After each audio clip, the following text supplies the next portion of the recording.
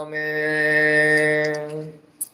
오늘 우리에게 주시는 하나님의 말씀은 빌립보서 1장 3절에서 11절 말씀입니다. 빌립보서 1장 3절에서 11절 말씀, 신약 302쪽 즈음에 있습니다.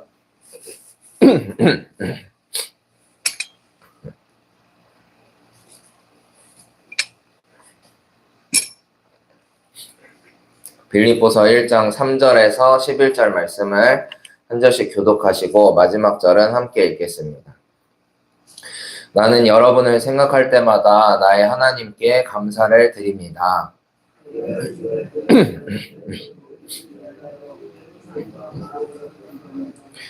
여러분이 첫날부터 지금까지 복음을 전하는 일에 동참하고 있기 때문입니다.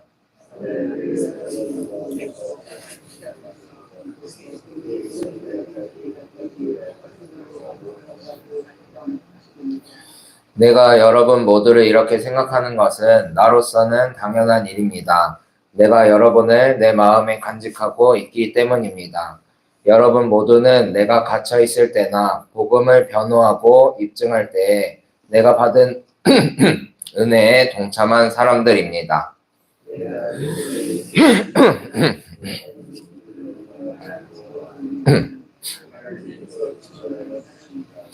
내가 기도하는 것은 여러분의 사랑이 지식과 모든 통찰력으로 더욱더 풍성하게 되어서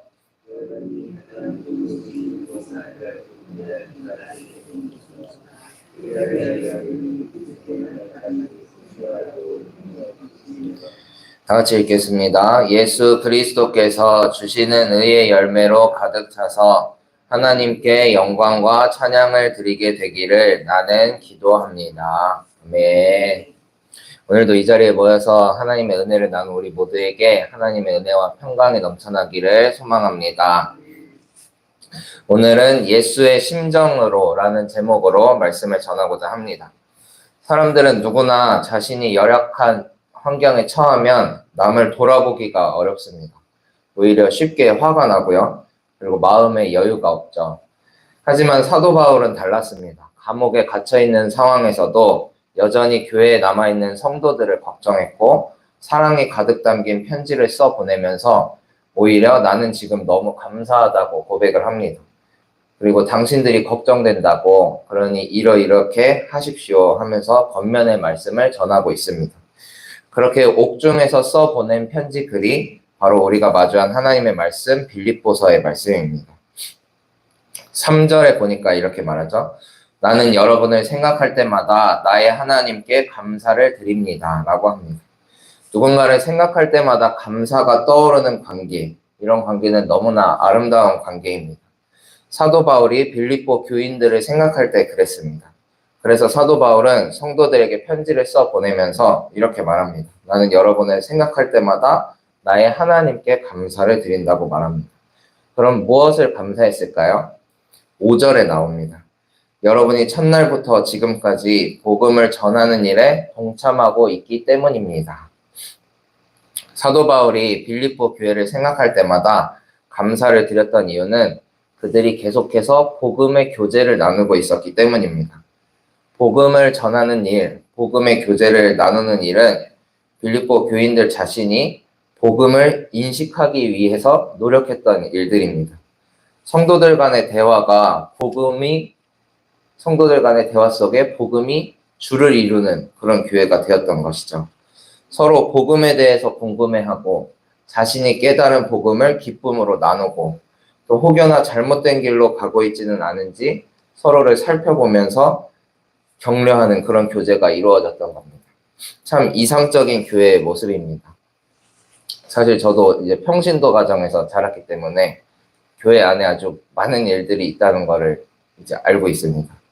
그래서 교회라고 해서 거룩하고 이상적인 대화들만 오고 가는 게 아니라 뭐 돈이 왔다 갔다 할 때도 있고 말도 왔다 갔다 하기도 하고 또 이 사람이 좋았다가 또 저 사람 편에 붙고 하는 일들이 꽤나 자주 일어난다는 걸 알고 있습니다. 저도 뭐 전도사라고 이렇게 서 있지만 저도 뭐 크게 다르지 않습니다. 교회에서 그러지 말아야지 하면서도 그렇게 되는 이유는 우리의 관심사가 세상에 있기 때문입니다. 내 마음밭에 자라고 있는 작물들이 그리 거룩한 것들이 많지 않고 그렇기 때문에 그런 열매들만 계속 맺어가는 것이죠. 하지만 이 빌립보 교회처럼 복음의 교제를 나누기 위한 의도적인 노력은 계속 이루어져야 합니다. 우리가 매 순간 그렇게 거룩하게 살지는 못하더라도 콩 심은 데 콩 나고 팥 심은 데 팥 난다는 말이 있듯이 교회에서만큼은 계속해서 내 마음밭에 복음을 심어가는 노력이 필요합니다. 그러다 보면 교회에서 심었던 그 복음의 씨앗이 뿌리를 내리고요. 그리고 또 줄기가 자라고 열매를 맺어서 내 마음밭에 차지하는 자리가 점점 넓어질 것입니다. 그리고 그 열매는 내 가정과 이웃, 그리고 수많은 다른 곳들에도 퍼져나가게 될 줄로 믿습니다. 빌립보 교회는 그렇게 복음의 교제를 나누며 복음을 전하는 일에 동참했던 교회였습니다.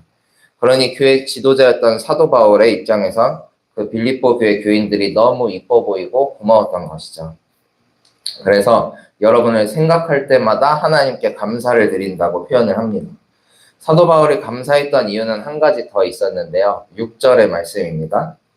선한 일을 여러분 가운데서 시작하신 분께서 그리스도 예수의 날까지 그 일을 완성하시리라고 나는 확신합니다. 이렇게 아름다운 교제, 복음으로 대화하고 복음에 관심을 갖는 선한 일들의 시작과 끝을 책임지시는 분은 오직 주님이십니다. 사도 바울은 이에 대한 확신이 있었습니다. 죄에 익숙한 우리가 아무리 선한 것을 도모한다 하더라도 한계가 있습니다. 하루 전에 잠만 잘못 자도 괜스레 짜증이 나고요. 내 사업이 잘 안 되거나 내 가정에 어떤 일이 있으면 그 즉시 복음과 무관한 삶으로 돌아가게 됩니다. 그래서 우리에겐 반드시 인도자가 필요합니다. 우리의 나약함을 바로 잡아줄 누군가가 필요한데 그 일을 시작하신 분이 바로 예수 그리스도이십니다. 주님께서는 우리 안에 선한 일들을 시작해 주셨고 주님께서 정하신 때까지 그 일을 책임져 주십니다. 그렇기 때문에 우리 안에는 여전히 소망이 있고요. 우리끼리 있을 때는 소망이 없지만 완전하신 주님께서 우리 안에 선한 일을 시작하셨기 때문에 여전히 소망이 있습니다. 사도 바울의 이러한 감사는 빌립보 교인들을 향한 감사이기도 했지만 결국은 하나님을 향한 감사였습니다. 하나님의 인도하심을 따라 살아가는 빌립보 교인들에게도 고맙고 하나님의 인도하심에 대한 그 믿음 자체가 사도 바울에게 있었던 것이죠. 주님의 인도하심은 이렇게 시작만 하고 끝을 맺지 못하는 인도하심이 아닙니다. 끝까지 책임져 주시는 인도하심입니다. 사도 바울은 이에 대한 확신이 있었기 때문에 주님 앞에 믿음으로 감사의 고백을 드리고 있습니다. 주님께서 이렇게 우리의 삶도 시작부터 끝까지 인도해 주실 줄로 믿습니다. 믿음으로 걷는 이 길에 주님께서 늘 함께 하시는 축복이 우리 모두에게 있기를 소망합니다. 빌립보 교인을 향한 사도 바울의 감사는 가벼운 감사가 아니었습니다. 교회를 향한 사랑과 탄탄한 신뢰가 바탕이 된 감사였는데요. 7절과 8절의 말씀을 통해 알 수가 있습니다. 7절에서 이렇게 말합니다. 내가 여러분 모두를 이렇게 생각하는 것은 나로서는 당연한 일입니다. 내가 여러분을 내 마음에 간직하고 있기 때문입니다. 그리고 8절에 이렇게 말하죠. 내가 그리스도 예수의 심정으로 여러분 모두를 얼마나 그리워하고 있는지는 하나님께서 증언하여 주십니다. 바울은 성도들 앞에서 늘 당당했습니다. 왜냐하면 바울이 성도들을 진심으로 사랑했기 때문입니다. 얼마나 사랑했길래 예수의 심정으로 당신들을 그리워한다고 표현을 하고 있습니다. 이렇듯 교회 지도자의 사랑은 교회를 든든하게 세워갑니다. 그리고 더 나아가서는 속도원을 사랑하는 속장님들의 사랑이 교회를 든든하게 세워가고요. 이렇게 기도의 자리로 오신 믿음 좋으신 분들의 사랑이 또 조금 연약한 분들을 사랑하면서 교회를 또 든든하게 세워갑니다. 그런데 사랑을 하려면 신뢰가 참 중요합니다. 믿음이 없이는 사랑을 실천할 수가 없습니다. 누구에 대한 믿음일까요? 속도원들에 대한 믿음도 아니고 성도들에 대한 믿음도 아니고 저 같은 경우는 청소년부 아이들에 대한 믿음도 아닙니다. 누구에 대한 믿음이냐면 하나님을 향한 믿음입니다. 8절에서 사도 바울이 이렇게 말합니다. 내가 이렇게 예수의 심정으로 당신들을 얼마나 사랑하는지는 하나님께서 증언하여 주신다고 말을 합니다. 얼마나 하나님하고 친하게 지냈으면 하나님께서 내 말을 증언해 주실 거다. 이렇게 당당하게 사도 바울은 표현하고 있는 것이죠. 그만큼 자기의 사랑에 대해서, 하나님을 향한 믿음에 대해서 사도 바울은 자신감이 넘쳤습니다. 제가 어렸을 때 기억나는 찬양 중에 하나님 카메라 다 찍고 계셔요 이런 찬양이 있었는데, 어렸을 때 이제 다니면서 계속 그 찬양이 맴돌아서 쓰레기를 못 버리겠고 또 이렇게 거짓말도 못 하겠고 이렇게 살았던 기억이 있습니다.